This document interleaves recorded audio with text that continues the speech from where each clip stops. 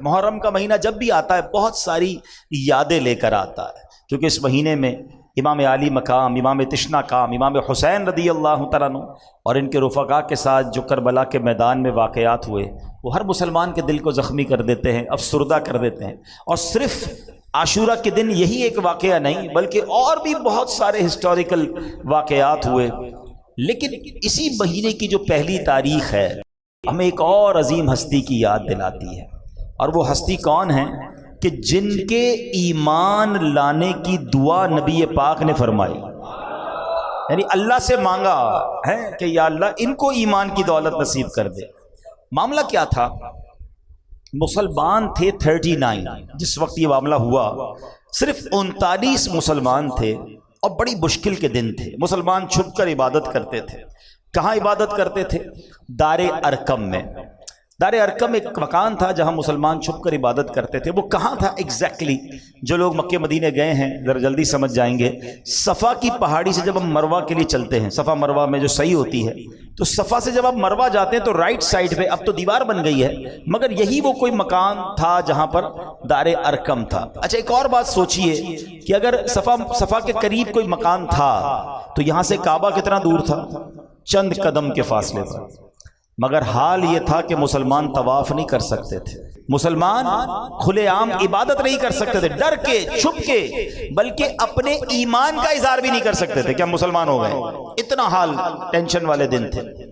اب اس میں ایک ایسی شخصیت جو اسلام لانے سے پہلے بھی بڑے بہادر، بڑے جری اور جلال والے تھے، یقیناً آپ سمجھ گئے میں کس کا ذکر کر رہا ہوں، حضرت عمر فاروق رضی اللہ عنہ۔ لیکن ابھی آپ ایمان نہیں لائے۔ آپ نے جب دیکھا کہ کوئی ایک ایسی ہستی آئی ہے جو ہمارے بتوں کے خلاف بات کرتی ہے، اللہ وحدہ لا شریک کی طرف بلاتے ہیں، ہمارے آبائے دین کے خلاف بات ہو رہی ہے، انہوں نے کیا کیا؟ تلوار اٹھائی اور کہا کہ میں معاذ اللہ مسلمانوں کے نبی کو شہید کر دوں۔ جب آپ جانے لگے تو راستے میں کسی نے روکا، اے عمر کہاں چلے؟ کا سنا ہے کہ ایک نبی آئے ہیں اور مسلمانوں کے نبی ہیں اور ہمارے دین کے خلاف بات کرتے ہیں، میں آج ان کا کام ہی تمام کر دوں گا۔ معاذ اللہ 39 مسلمان تھے، اگر اس وقت معاذ اللہ عمر اٹیک کرتے اور اگر صحابہ یا اور لوگ بھی شہید ہو جاتے تو ایمان لانے والے کتنے تھے؟ بہت تھوڑے تھے۔ مگر اس شخصیت نے جنہوں نے انٹرسیپٹ کیا تھا، انہوں نے کہا عمر وہاں تو بعد میں جانا، پہلے ذرا اپنے گھر کی خبر تو لو، تمہاری بہن اور تمہارے بہنوئی بھی ایمان لے آئے۔ حضرت عمر کو بڑا غصہ آیا کہ یہ کیسے ہو سکتا ہے کہ میری بہن ایمان لے آئی، میری بہن مسلمان ہو گئی۔ آپ گھر پہنچے، اگر آپ گھر پہنچتے تو گھر پر عجیب منظر ہے، اور وہ منظر یہ تھا کہ گھر کے باہر سے آپ نے دیکھا تو آپ کو آواز آ رہی تلاوت قرآن کی۔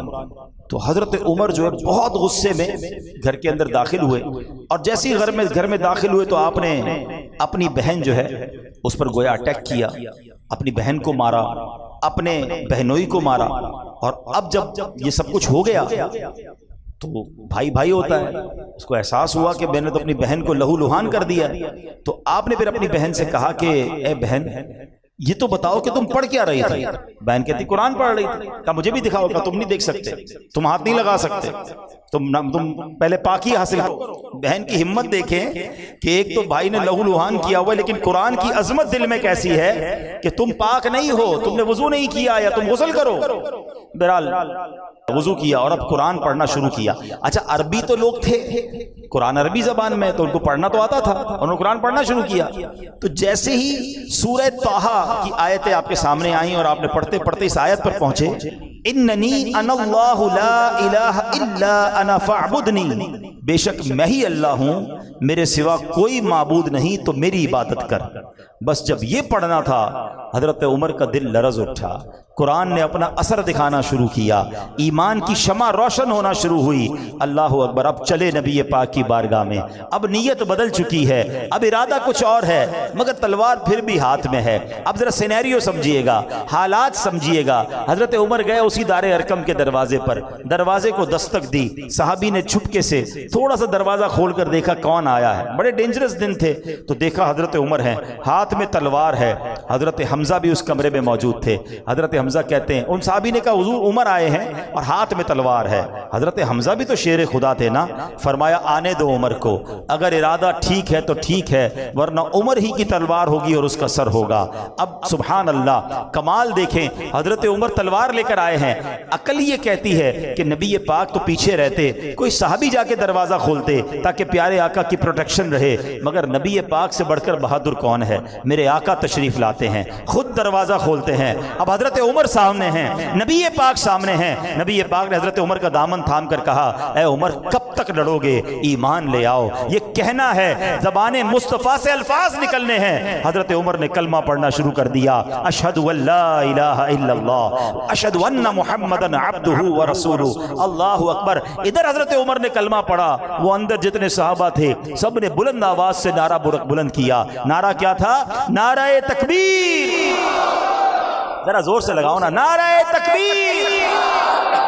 آپ کو پتا ہے ان 39 صحابہ نے کیسا نعرہ لگایا تھا؟ حدیث کی کتابوں میں الفاظ ہیں، اتنے خوش ہوئے تھے کہ جب وہ نعرہ لگایا نا تو مکے کے پہاڑ گونج اٹھے۔ اچھا اب کفار مکہ سوچ رہے ہیں اللہ اکبر یا رسول اللہ، اب یا علی، اب مکے کے کفار سوچنے لگے ان کو ہو کیا گیا، یہ چھپ کے عبادت کرتے تھے، اتنی بلند آواز سے نعرے لگا رہے ہیں۔ تو کسی نے بتایا کہ عمر ایمان لے آئے ہیں۔ اب قریش کے لوگوں نے جب یہ سنا تو ان کی کمر ٹوٹ گئی، ان کو پتا تھا کہ کیا پرسنالٹی ہے، یعنی ان کو بڑا مان تھا حضرت عمر پر، حضرت عمر کی وجہ سے وہ بڑے اپنے آپ کو اسٹرانگ سمجھتے تھے، اور حضرت عمر اب مسلمان ہو گئے۔ حضرت عمر نے کمال پتہ کیا کیا؟ جیسے ایمان لائے نا، کہتے حضور کیا حق پر نہیں ہے؟ ہم چھپ کر نماز کیوں پڑھتے ہیں؟ ہم علل اعلان نماز کیوں نہیں پڑھتے؟ ہم کعبے کا طواف کیوں نہیں کرتے؟ ہو سکتا ہے کسی صحابی نے کہا ہو ہم پڑھتے تو ہیں، وہ مارتے ہیں، وہ پڑھنے نہیں دیتے۔ حضرت عمر نے کہا حضور آج ہی چلیں گے۔ اب کیا ہوا؟ آئے ہائے، تصور میں بڑا خوبصورت منظر آتا ہے، کیونکہ حدیث کی کتابوں میں پورا نقشہ لکھا ہوا ہے کہ اب دروازہ کھلتا ہے اور اس مکان سے 2 صفیں باہر نکلتی ہیں۔ ایک صف کو لیڈ کر رہے ہیں حضرت حمزہ رضی اللہ تعالیٰ عنہ شیر خدا، اور دوسری صف کو لیڈ کر رہے ہیں حضرت عمر فاروق۔ اور اب گئے یہ دونوں صفوں میں مل کر صحابہ کعبے کے سامنے۔ اچھا جب کعبے کے پاس گئے نا تو سارے کعبے کے گرد وہ تمام کفاروں کے سردار ہاتھ میں تلوار لیے، جنگجو، سپہ سالار سب کھڑے ہیں، ہر بار مارتے تھے، اگین ریڈی ہو گئے، آنے دو ان کو پھر مارتے ہیں۔ حضرت عمر نے پتہ کیا کہا؟ تاریخی جملے سنو، آپ فرماتے جس کو اپنی بیوی بیوہ کروانی ہے اور جس کو اپنے بچے یتیم کروانے میرے سامنے آ جائے، خبردار جو ہمارے سامنے کوئی آیا۔ حضرت عمر کا یہ کہنا تھا، سب کی ٹانگیں کانپنے لگی۔ مسلمانوں نے نماز پڑھی اور طواف کیا، اللہ اکبر۔ ایک بڑی اہم بات حضرت عمر کی عظمت کے لیے سمجھو، میں اور آپ عزت والے پتہ ہے کیوں ہیں؟ ہم مسلمان ہیں، اسلام کی وجہ سے ہماری عزت ہے، اور حضرت عمر وہ ہیں کہ جن کے بارے میں کتابوں میں آتا ہے جب سے یہ ایمان لائیں اسلام کو عزت ملی۔ اب ذرا سوچے، اعز الاسلام والمسلمین، یعنی یہ وہ شخصیت ہیں جن کی وجہ سے اسلام کو عزت ملی، مسلمانوں کو عزت ملی۔ اس دن کے بعد جب سے حضرت عمر ایمان لائے، اسلام نے وہ ٹیک آف کیا، اسلام کو وہ ترقی ملی، وہ دن ہے آج کا دن ہے، اسلام ترقی پر ہی جاتا چلا جا رہا ہے۔ اللہ کریم نے حضرت عمر کو وہ مقام دیا، اللہ اکبر۔ یہ کمال کی ہستی ہیں اور ان کی زندگی کے اتنے واقعات ہیں، ہم بیان کرتے چلے جائیں، ایک رات تو کیا زندگی گزر جائے۔ حضرت عمر کی فضیلت کو بیان کرنے کے لیے ایک ہی حدیث کافی ہے کہ میرے آقا علیہ الصلوۃ والسلام فرماتے ہیں میرے بعد کوئی نبی ہوتا تو عمر ہوتا۔ آپ سوچو تو صحیح مقام کیسا۔ اب کچھ پہلے تو نوجوان بھی ہیں، بچے بھی ہیں، حضرت عمر کا تعارف پیش کر دیتا ہوں کہ آپ کی جو تفصیل ہے، بایوگرافی جس کو کہا جاتا ہے، پہلے ذرا وہ سن لیں، پھر انشاءاللہ مزید آپ کی سیرت کے بارے میں سنتے ہیں۔ حضرت عمر رضی اللہ تعالیٰ عنہ عظیم صحابی ہیں، دنیا میں آپ کا نام مبارک عمر ہے اور آسمانوں میں آپ کو فاروق کے نام سے پہچانا جاتا ہے۔ آسمانی کتاب تورات شریف میں آپ کا نام منطق الحق یعنی حق بات کہنے والے کے نام سے لکھا ہوا ہے۔ انجیل شریف میں آپ کا نام کافی ہے۔ جنت میں آپ کا نام اقدس سراج ہوگا، سراج کہتے ہیں چراغ کو۔ آپ 583 عیسوی میں ہجرت مدینہ سے 41 سال پہلے مکہ مکرمہ میں پیدا ہوئے۔ پیارے آقا علیہ الصلوۃ والسلام کے اعلان نبوت کے 6 سال 614 عیسوی میں آپ نے اسلام قبول کیا۔ پیارے آقا علیہ الصلوۃ والسلام نے آپ کے اسلام لانے کے لیے دعا فرمائی، اس لیے آپ کو مراد رسول کہتے ہیں۔ اب آؤ اعلیٰ حضرت کا وہ شعر سمجھ لو، کئی بار سنا ہوگا نا. اعلیٰ حضرت کہتے ہیں حضور کا دل جو ہے نا، آقا جو ہے جب ان بدبختوں کو دیکھتے تھے، بے ایمانوں کو دیکھتے تھے، ناری کہتے ہیں جہنم میں جانے والے، ان ناریوں کو دیکھتے تھے آقا کا دل بہت دکھتا تھا، کیونکہ بہت ظلم ہوتا تھا مسلمانوں پر. مگر جب عمر ایمان لائے تو نبی پاک کے دل میں ٹھنڈک آ گئی. جن کے ایمان لانے کے بعد مسلمانوں نے علل اعلان کعبے میں نماز ادا کی، پیارے آقا نے انہیں اپنا وزیر بنایا، نبی پاک کے ساتھ تمام غزوات میں، تمام معاملات میں مشیر رہے، نبی پاک کے وزیر رہے، پیارے آقا کے ساتھ تمام اسٹریٹجی پلاننگ میں شامل رہے. اور پھر اس کے بعد 13 سن ہجری بمطابق 634 عیسوی یعنی 53 سال کی عمر مبارک میں آپ مسلمانوں کے دوسرے خلیفہ بنے، اور 24 ہجری بمطابق 643 عیسوی میں مسجد نبوی شریف میں نماز فجر پڑھاتے ہوئے ایک بدبخت نے آپ پر خنجر سے حملہ کیا، جس سے آپ زخمی ہو گئے اور مدینہ منورہ میں شہادت ہوئی. آپ کی نماز جنازہ حضرت صہیب رضی اللہ تعالیٰ عنہ نے پڑھائی، اور سبحان اللہ تدفین کہاں ہوئی؟ آئے ہاں، یہ بات سمجھو. حضرت عمر، حضرت ابو بکر کی شان تو سمجھو. مدینے میں مرنا بہت بڑی سعادت، جنت البقیع میں تدفین بڑی سعادت. ہماری تو زندگی کی تمنا یہ ہے، مگر حضرت عمر کی قسمت پر ہماری جانیں قربان کہ تدفین بھی ہوتی ہے تو میرے آقا کے ساتھ ہوتی ہے. ایک اور عشق والی بات بتاؤں، شہادت ہوئی نا، یہ تمنا تھی آپ کی. حضرت عمر کی دعا ہے، اور آج تک علماء اس دعا کو، حدیث کی کتابوں پہ دعا ہے، اللہم ارزقنا شہادتا فی سبیلک واجعل موتی فی بلد حبیبک. اے اللہ مجھے اپنی راہ میں شہادت کی موت عطا فرما، اور مجھے مدینے میں موت نصیب فرما. یعنی شہادت بھی مانگی اور مدینہ بھی مانگا. فجر میں حملہ ہوا، شہادت بھی ملی اور مدینہ بھی ملا اور روضہ رسول بھی ملا. یہ دعا بڑی مقبول ہے، مانگتے رہا کرو. اے اللہ ہم بھی دعا مانگتے، اللہم ارزقنی شہادتا فی سبیلک وَاجْعَلْ مَوْتِي فِي بَلَدِ حَبِيبِكَ. اے اللہ ہمیں مدینے کے سوا کہیں اور موت نہ دینا. حضرت عمر کا واسطہ میرے مولا مدینے میں ایمان والی، عافیت والی، شہادت والی موت ہم سب کو نصیب فرما. وصلی اللہ تعالی علی خیر خلقہ محمد وآلہ وصحبہ اجمعین. ایک اور خوبصورت بات، علماء فرماتے ہیں کہ انسان کا جو وجود بنتا ہے نا، وہ اسی مٹی سے بنتا ہے کہ جہاں اس نے دفن ہونا ہوتا ہے. ٹھیک ہے نا؟ ایک جملہ سنا ہوگا آپ نے، پہنچی وہیں پہ خاک جہاں کا خمیر تھا. یعنی جس مٹی سے میں اور آپ جس مٹی سے بنائے گئے ہیں نا، اسی جگہ جا کے دفن ہونا ہے. یہ اللہ کی شان ہے، اور ایسا ہوتا بھی ہے. بزرگ بیٹھے ان سے پوچھیں، کوئی بندہ دنیا میں پتہ نہیں ٹریول کرتا کرتا کہاں پہنچتا ہے، اس کی وہاں موت آ جاتی ہے. لوگ کہتے ہیں اس کی وہیں لکھی ہوئی تھی. تھوڑے دنوں پہلے دیکھا نا آپ نے، $2.5 لاکھ دے کر بھی سمندر کی تہ میں گئے نا، کیونکہ موت وہاں لکھی تھی. کچھ 28 25 لاکھ دے کے گئے، وہ بیچارے ڈوب گئے. موت وہاں لکھی، جہاں لکھی ہے نا وہیں آئے گی. اور جس مٹی سے بنایا اسی مٹی میں تدفین ہوگی. ٹھیک ہے؟ اب حضرت عمر اور حضرت ابو بکر صدیق کو کس مٹی سے بنایا گیا؟ ہاں یہ سمجھو بات. علماء کہتے ہیں جس مٹی سے نبی پاک کی تخلیق ہوئی ہے نا، اسی مبارک مٹی سے حضرت عمر اور حضرت ابو بکر صدیق کی بھی تخلیق ہوئی ہے. بالکل ساتھ ہی ہے نا روضہ رسول پر. یعنی اسی مٹی کو، یعنی اللہ کریم نے پہلے سے ہی چن لیا تھا انہیں. یہ نبی پاک کے وہ ساتھی ہیں جو سلیکٹڈ ہیں. اللہ کی شان دیکھو کہ اللہ نے ان کو یہ مرتبہ کیسا عطا فرمایا. اور سبحان اللہ، ایک بار نبی پاک صحابہ کے سامنے آئے. پیار کتنا تھا پتہ ہے نبی پاک حضرت ابو بکر صدیق اور حضرت عمر میں پیار کتنا تھا کہ ایک بار نبی پاک اپنے صحابہ کے سامنے آئے. سیدھے ہاتھ میں حضرت ابو بکر صدیق کا ہاتھ تھا اور بائیں ہاتھ میں حضرت عمر فاروق رضی اللہ عنہ کا. آج صحابہ کے سامنے آئے نا، کہا دیکھ لو جیسے آج آئے ہیں محشر کے میدان میں بھی ایسے ہی آئیں گے. کیا شان، کیا شان. تو حضرت عمر کی کیا بات کریں، سبحان اللہ. اب کچھ برکت لینے کے لیے، واقعی سچی بات بتاؤں، آج جس ہستی کا ذکر کرنے بیٹھے نا، اسپیچ لیس ہو جاتا ہے انسان. الفاظ ہی نہیں ہے ہمارے پاس. ان کی ہم کیا شان بیان کریں، ہماری اوقات ہی نہیں ہے. مگر برکت لینے کے لیے کہتے ہیں نا، نیک لوگوں کا ذکر کرو تو رحمتیں نازل ہوتی ہیں. ہم اس نیت سے حضرت عمر کا ذکر کر رہے ہیں کہ ہم پر بھی رحمتیں برس جائیں، اور شاید ان کی سیرت سے میں اور آپ کچھ سیکھ کر آج کھڑے ہو جائیں. حضرت عمر کے بارے میں آتا ہے کہ ایک بار نبی پاک علیہ الصلوۃ والسلام کسی معاملے میں فکر مند تھے، تو فاروق اعظم نے عرض کیا کہ حضور فکر کی کیا بات ہے، اللہ پاک آپ کے ساتھ ہے. فرشتے آپ کے ساتھ ہیں، حضرت جبریل آپ کے ساتھ ہیں، حضرت میکائیل علیہ السلام آپ کے ساتھ ہیں، حضرت ابوبکر آپ کے ساتھ ہیں، میں بھی آپ کے حاضر خدمت ہوں، سارے مسلمان آپ کے ساتھ ہیں۔ تسلی دینے کے لیے حضرت عمر نے نبی پاک کو یہ الفاظ کہے۔ یہ الفاظ بارگاہ الہی میں کیسے مقبول ہوئے کہ قرآن پاک کی آیت نازل ہوتی ہے۔ حضرت عمر کی شان یہ ہے، آپ بات کرتے تھے، مشورہ دیتے تھے، قرآن نازل ہوتا تھا۔ اب سنیں کیا قرآن کی آیت نازل ہوئی، فَإِنَّ اللَّهَ هُوَ مَوْلَاهُ وَجِبْرِيلُ وَصَالِحُ الْمُؤْمِنِينَ، تو بے شک اللہ خود ان کا مددگار ہے، اور جبریل اور نیک ایمان والے۔ امام جلال الدین سیوطی شافعی رحمۃ اللہ تعالی علیہ اس آیت کی تفسیر میں فرماتے ہیں، صالح المؤمنین ابو بکر و عمر، کہتے ہیں اس آیت میں جو نیک مومن کی طرف اشارہ ہے نا، اس سے مراد صدیق اکبر ہیں اور عمر فاروق اعظم ہیں۔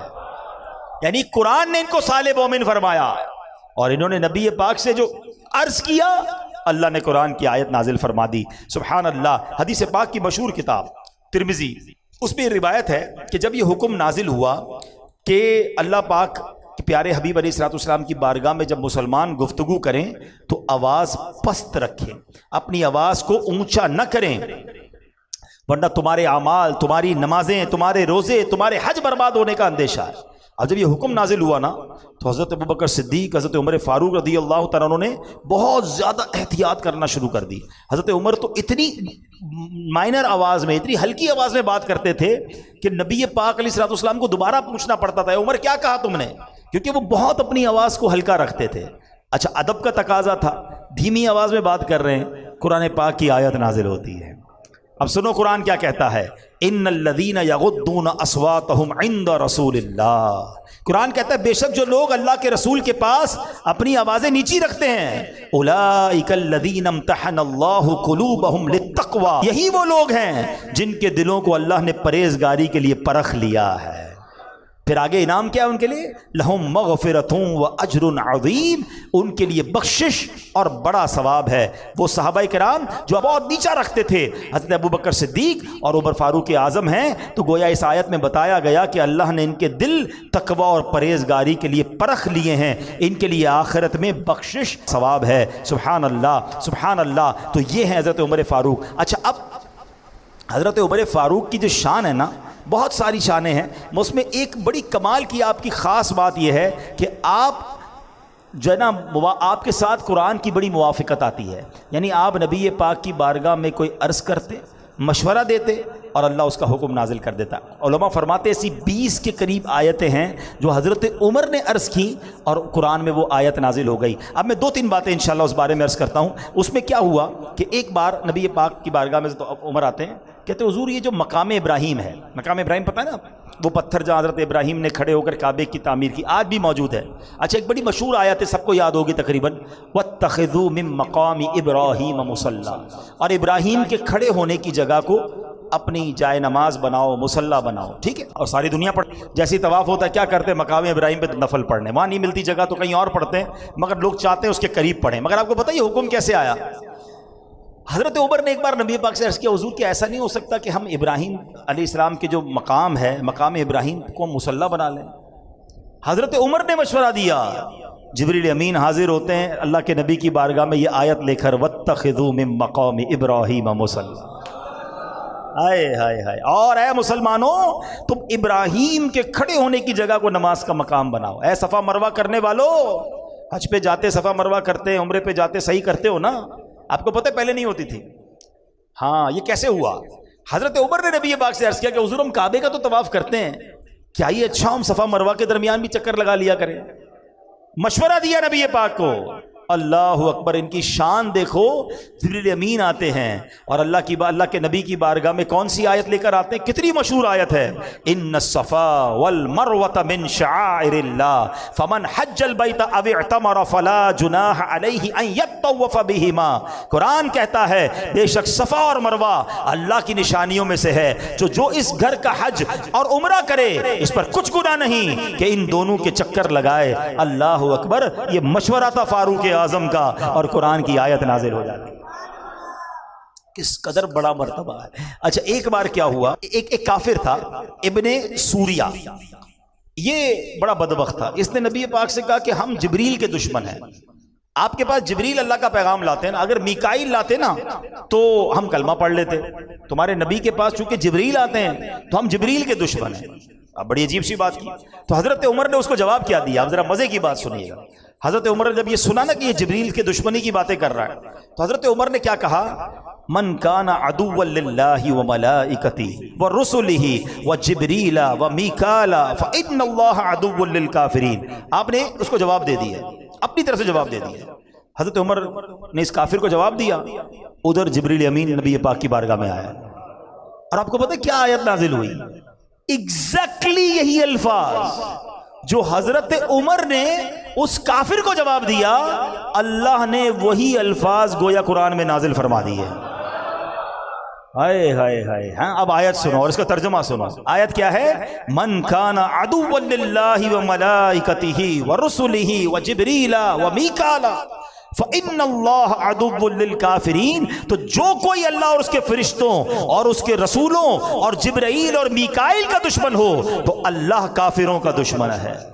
سبحان اللہ. جبھی کہتے ہیں نا کہ عمر کی زبان پر حق جاری ہوتا تھا. ایک بار کیا ہوا کہ اسلام میں پہلے شراب حلال تھی، ٹھیک ہے نا، لوگ پیتے تھے شراب. تو اب حکم یہ نازل ہوا کہ حضرت عمر نے اللہ کی بارگاہ میں دعا کی. ان کو اچھا نہیں لگتا تھا لوگ کیوں شراب پیتے ہیں. شراب پیتے ہیں تو ان کی عقلیں معاف ہو جاتی ہیں، عجیب عجیب باتیں کرتے ہیں، عجیب عجیب حرکتیں کرتے ہیں. ہمارے پاس شراب جائز نہیں ہونی چاہیے. اب ان کا دل تو کہتا تھا مگر اسلام میں منع نہیں تھا. تو آپ نے اللہ کی بارگاہ میں دعا کی، اللہم بین لنا فی الخمر، یعنی الہی شراب کے معاملے میں ہماری رہنمائی فرما. تو اب ارشاد کیا ہوا؟ یا ایھا الذین آمنوا لا تقربوا الصلاۃ وانتم سکارا حتی تعلموا ما تقولون. قرآن کہتا ہے اے ایمان والو نشے کی حالت میں نماز کے پاس نہ جاؤ جب تک سمجھنے نہ لگو وہ بات جو تم کہو. یعنی پہلا حکم کیا آیا تھا کہ شراب نماز کے وقت نہیں پینی ہے، یعنی نشے میں نماز نہ پڑھیں، باقی شراب منع نہیں تھی. پہلا حکم یہ آیا. حضرت عمر نے جب سنا کہ 5 نمازوں میں شراب کو منع کر دیا گیا ہے تو آپ کہتے ہیں کہ اللہ کے حبیب سے کہ حضور اللہ سے دعا کریں کچھ اور حکم آ جائے، کوئی اور وضاحت مزید آ جائے. قرآن کہتا ہے ایک اور آیت، اللہ کے نبی نے حضرت عمر کو بلایا، عمر ایک اور آیت آئی ہے. وہ آیت کیا تھی؟ یسألونک عن الخمر والمیسر قل فیہما اثم کبیر. ترجمہ کیا ہے؟ آپ سے شراب اور جوئے کے متعلق سوال کرتے ہیں، تم فرما دو ان دونوں میں کبیرہ گناہ ہے. اب اس آیت میں شراب کی برائی تو بیان کی گئی، مکمل طور پر حرام نہیں قرار دیا. نبی پاک نے بلایا عمر کو، عمر یہ آیت آئی ہے. تو حضرت عمر نے پھر دعا کی، یا اللہ اور وضاحت فرما دے، اے اللہ اور حکم نازل فرما. ہے تمنا دیکھو اور کنیکشن دیکھو. جبریل امین پھر آتے ہیں. اب آیت کیا آئی؟ یا ایھا الذین آمنوا انما الخمر والمیسر والانصاب والازلام رجس من عمل الشیطان فاجتنبوہ لعلکم تفلحون. نبی پاک نے حضرت عمر کو پھر بلایا، اے عمر آؤ رب کا نیا پیغام آیا ہے، ایک اور حکم آیا ہے. اب جی آیت نازل ہوئی، اس کا معنی کیا ہے؟ اے ایمان والو شراب اور جوا اور بت اور قسمت معلوم کرنے کے تیر ناپاک شیطانی کام ہی ہیں، تو ان سے بچتے رہو تاکہ تم فلاح پاؤ. اس آیت کے بعد شراب کو مکمل طور پر حرام قرار دے دیا. یہ شان ہے حضرت عمر کی. ریئلائز تو کرو کہ قیامت تک قرآن کی تلاوت ہوتی رہے گی، اور جب جب ان آیتوں کی تلاوت ہوتی رہے گی سبحان اللہ عظمت عمر فاروق کا اعلان ہوتا رہے گا. ملی تائید خدا، تائید حبیب خدا، مل گئی تائید اصحاب خیر الورا، دیا حق نے ان کا ساتھ ہے، فاروق اعظم کی کیا بات ہے. پے کرے صدق و صفا ان کے حق میں رسول خدا کی دعا، جب بھی کچھ کہے حق تیرے ساتھ ہے، فاروق اعظم کی کیا بات ہے، کیا بات ہے. سبحان اللہ. تو اے میرے پیارے اسلامی بھائیو، اس سے پہلے کہ میں بیان کو آگے کی طرف لے کے چلوں، ایک بات کہ شراب مسلمانوں میں حلال تھی، لوگ شراب پیتے تھے جب جائز تھی، لیکن جیسے یہ حکم نازل ہوا نا تو کتابوں میں آتا ہے کہ مکے کی گلیوں میں پانی کی طرح شراب بہہ رہی تھی. اپنے برتن توڑ دیے، اپنی شرابیں بہا دی لوگوں نے. اللہ کا حکم آیا، حالانکہ پہلے پیتے تھے، عادی تھے، مگر حکم الہی آیا تو 1 منٹ نہیں لگایا. اور آج ہم جب سے پیدا ہوئے شراب حرام ہے، ہمارے لیے تو کبھی بھی جائز نہیں ہوئی نا، مگر بدقسمتی سے بتایا جاتا ہے کہ بہت بڑی تعداد شراب اور اس کے بعد جوئے کا حکم قرآن میں اسی آیت کے ساتھ جوئے میں لگ گئے، نشے میں لگ گئے، کوئی چرس، کوئی ہیروئن، پتہ نہیں اب تو کس کس قسم کے نشے آ گئے. نوجوانوں، میرے بچوں، نہ جاؤ اس کے پاس. بڑی تعداد میں نوجوان لڑکے ان کاموں میں پھنس گئے ہیں. خدا کے واسطے اپنے آپ کو بچاؤ. یہ اللہ کو ناراض کرنے والا کام. آپ کی صحت بھی برباد, معاشرے میں بھی آپ بدنام. ہم نے کروڑ پتی لوگوں کے بچوں کو روڈ پہ پڑے ہوئے دیکھا کیونکہ اتنے نشے میں پڑ گئے کہ آخر گھر والوں نے بھی نکال دیا. یہ لوگ کہتے ہیں اچھا پھر پتہ یہ نشہ لگتا کہاں سے؟ نشہ دوستوں سے ملتا ہے. کوئی ایک جواری, ایک شرابی, ایک ہیروئنچی مجھے بتا دو جو کہے کہ میرے اماں ابا نے مجھے لا کر دیا تھا کہ بیٹا آج تیری برتھ ڈے, یہ چرس پی لو, آج بڑا اچھا لگ رہا ہے تو یہ شراب پی لو. نہیں, یہ سارے وہی برے دوست ہیں کہ جو پہلے کہتے ہیں سگریٹ پی لو, بندہ کہتا نہیں میں تو صرف سگریٹ پیتا ہوں, میں تو کچھ بھی نہیں کرتا, دوست پیتے ہیں میں بیٹھتا ہوں. اسی طرح بندہ ان بری عادتوں میں پڑتا ہے اور دنیا بھی برباد اور آخرت بھی برباد. خدا رسول کے واسطے حضرت عمر کی بات ہو رہی ہے. قرآن کا حکم جب اس وقت کے مسلمانوں کے پاس آیا, انہوں نے اپنا سب کچھ ختم, شراب کی ندیاں بہا دیں, ایک قطرہ باقی نہیں رکھا. تو ہم بھی تو صحابہ کے غلام ہیں, ہم بھی تو اہل بیت کے غلام. اب نیت کر لیں کبھی بھی نشے والی چیز کے قریب نہیں جائیں گے, کبھی بھی جوئے کے قریب نہیں جائیں گے. اور یہ جو اعتماد بات کرتے ہیں نا اپنے اوپر, نہیں یار میں بڑا پکا ہوں, میں تو صرف بیٹھتا ہوں, میرے دوست جوا کھیلتے ہیں. او اللہ کے بندو, ادھر بیٹھ رہے ہو جدھر اللہ کی لعنت برس رہی ہے. آپ کہتے ہو میں کھیلتا نہیں, میں پیتا نہیں, بیٹھتے تو ہو نا, کیا ہو رہا ہے ادھر؟ اللہ کی لعنت برس رہی ہے, تم ادھر بیٹھ رہے ہو. دنیاوی لحاظ سے پوچھتا ہوں, کچھ لوگ جوا کھیل رہے, 4 لوگ بیٹھے, پولیس آتی تو کس کو اٹھاتی ہے؟ سبھی جاتے ہیں نا. وہ یہ کہتا تھوڑی ہے میں بیٹھا تھا, میں بیٹھا کیوں تھا ادھر, یہ بیٹھنے کی جگہ ہے. بالکل اسی طرح جب اللہ کی طرف سے غضب نازل ہوتا ہے تو یہ ساتھ کمپنی دینے والے بھی مارے جائیں گے. ارے بیٹھنا ہے تو ان کے ساتھ بیٹھو نا جو اللہ رسول کا ذکر کر رہے ہیں. ہاں ادھر بیٹھو, برکتیں ہی برکتیں, ادھر کیوں بیٹھتے ہیں؟ اچھا میں لاجیکلی سمجھاتا ہوں. کسی بلڈنگ میں آگ لگ جائے پہلی منزل پر, دوسری منزل والا کو یار میں تو بیٹھا ہوں نا, نیچے آگ لگی ہے, بیٹھے گا خالی کرے گا؟ پوری بلڈنگ خالی, یار کہیں سیکنڈ فلور پہ بھی نہ لگ جائے. اچھا اتنی عقل ہے آپ کے اندر کہ فرسٹ فلور پہ آگ لگے تو سیکنڈ تھرڈ سب خالی, بلکہ آس پاس کی بلڈنگیں بھی خالی کرا لی جاتی ہیں. یار دنیا کی آگ نہ لگ جائے, جدھر جہنم کی آگ برس رہی ہے تم ادھر بیٹھے ہوئے ہو اور کہتے ہو مجھے کچھ نہیں ہوگا. ایک بات یاد کر لو, بڑی خوبصورت بات پنجابی شاعر نے کہی نا, بھلے بندے دی صحبت یاروں جویں دکان اتاراں, سودا بھاوے ملے نہ لئیے ہلے آن ہزاراں. کہتے اچھے بندے کی صحبت ایسی ہے جیسے عطر والے کی دکان. عطر کی دکان پہ جاتے ہیں نا, پرفیوم شاپ پہ جاتے ہیں, کہتے کچھ خریدو نہ خریدو, 1 روپے کا خرچہ نہ کرو, فری میں خوشبو مل جاتی ہے. جیسے ہی داخل ہوتے پہلی خوشبو آ جاتی ہے, مزہ آ جاتا ہے. پھر وہ لگا بھی دیتا ہے سیمپل, تھوڑے اور سیمپل بھی لگوا لیتے ہیں, فری میں خوشبو مل گئی. کہا یہ اچھا آدمی ہے, یہ اچھے آدمی کی صحبت ہے. یہ نیک لوگوں کی صحبت میں بیٹھتے نا, کچھ کیا نہیں کیا, برکت ملی گئی, خوشبو آئی گئی, رحمت کے چھینٹے برس ہی گئے. اور وہ کہتے ہیں برے بندے دی صحبت یاروں جویں دکان لوہاراں. کہتے ہیں برے بندے کی صحبت ایسی جیسے لوہار کی دکان ہے. دیکھیے لوہار کی دکان پہلے تو ہوتی تھی, اب پتہ نہیں ہے نہیں, وہ چنگاریاں نکلتی تھیں, وہ کوئی چھری تیز کرتے تھے اور وہ ٹھک ٹھک کرتے رہتے تھے. ہمارے خارا در میں رہتا تھا تو وہاں بھی تھی, اب بھی ہوں گی اولڈ سٹی ایریا میں. تو کہتے ہیں یہ دکان کیا ہے, کپڑے پاوے کنج کنج پہیے چنگا پہن ہزاراں. کہ کتنے بھی کپڑے بچا لو, ایک نہ ایک چنگاری تمہارے دامن میں سوراخ کر ہی دے. گھر پہ آ کے دیکھتے تھے کیا ہوا یار, یہ سوراخ کیسے ہو رہے, وہ گئے تھے نا لوہار کی دکان پہ, اچھا بدبو آ رہی ہے, کیوں آ رہی ہے, دھواں آ گیا. دس از دا میننگ. سمجھو بات کو تسلی سے. اچھے بندے کی صحبت عطر والے کی دکان ہے, خوشبو ملے گی, نیکی ملے گی. اچھا ایک اور اس کا ڈیمونسٹریشن کر لیتے ہیں نا, ایک چھوٹا سا تجربہ کر لیتے ہیں. شاید ظاہر یا شرابی جواری یا ڈکیت تو نہیں بیٹھے ہوں گے تو میں ان سے پوچھ نہیں سکتا, لیکن ان سے جب آپ پوچھیں گے تو آپ کو یہی کہیں گے یار دوستوں نے لگایا تھا. لیکن یہ امامے والے بیٹھے ہیں, داڑھی والے بیٹھے ہیں, نمازی بیٹھے ہیں, ان سے پوچھ لو کس نے نیک بنایا. یہ کہیں گے دوست نے بنایا. کوئی اچھا دوست ملا ہوگا جو مسجد میں لے آیا ہوگا, کوئی اچھا اسلامی بھائی ملا ہوگا, اجتماع میں لے گیا ہوگا, فیضان مدینہ لے گیا ہوگا, ماں باپ نے بھی شفقت کی ہوگی, دوست بھی اچھے مل گئے.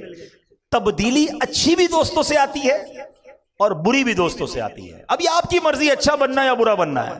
حضرت عمر رضی اللہ عنہ کی سیرت کو دیکھیں, کیا قرآن فہمی ہے, کیا قرآن پر عمل ہے, کیا گناہوں سے بچنا ہے.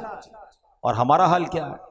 تو خدا را اچھی صحبت اپنائیں, اچھے ماحول سے وابستہ ہو جائیں. اور آج کے اس پرفتن دور میں دعوت اسلامی جیسا ماحول نہیں ہے, لاکھوں لوگوں کو بدل دیا ہے, تو پھر کیوں نہ اس ماحول سے وابستہ ہو جائیں. تو جہاں انشاءاللہ محبت رسول بھی ملے گی, محبت صحابہ بھی ملے گی, محبت اہل بیت بھی ملے گی.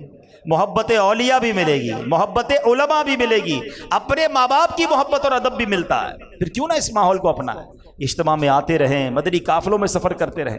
حضرت عمر اتنا بڑا مرتبہ، یعنی مطلب اس سے بڑا مرتبہ کیا ہوگا کہ کوئی بات کرے اور قرآن کی آیت نازل ہو جائے، مگر حضرت عمر کا اللہ اکبر خوف خدا اور قرآن پڑھنے کا انداز ایسا تھا کہ ایک بار حضرت عمر نماز فجر پڑھا رہے تھے۔ قرآن میں بھی پڑھتا ہوں، آپ بھی پڑھتے ہیں، سنتے ہیں، ہم سب سنتے ہیں۔ حضرت عمر نماز فجر پڑھا رہے ہیں اور آیت نمبر سورہ یوسف کی آیت نمبر 84 پر پہنچے تو آیت کیا تھی؟ وَبْيَضَّتْ عَيْنَاهُ مِنَ الْحُزْنِ فَهُوَ قَضِيمٌ، اور یعقوب کی آنکھیں غم سے سفید ہو گئیں، وہ اپنا غم برداشت کرتے رہے۔ حضرت عمر جماعت کرا رہے ہیں، امام ہیں، جب یہ آیت پر پہنچے نا اتنا روئے، روتے روتے رہے، کافی دیر ہو گئی، پھر بہت دیر کے بعد آپ نے رکوع فرمایا۔ قرآن ان کے دل پر اثر کرتا تھا۔ ایک بار حضرت حسن سے روایت ہے کہ حضرت عمر فاروق نے تلاوت کی سورہ طور کی آیت نمبر 7 اور 8۔ آیت کیا تھی؟ ان عذاب ربک لواقع ما لہ من دافع، بے شک تیرے رب کا عذاب ضرور واقع ہونے والا ہے، اسے کوئی ٹالنے والا نہیں۔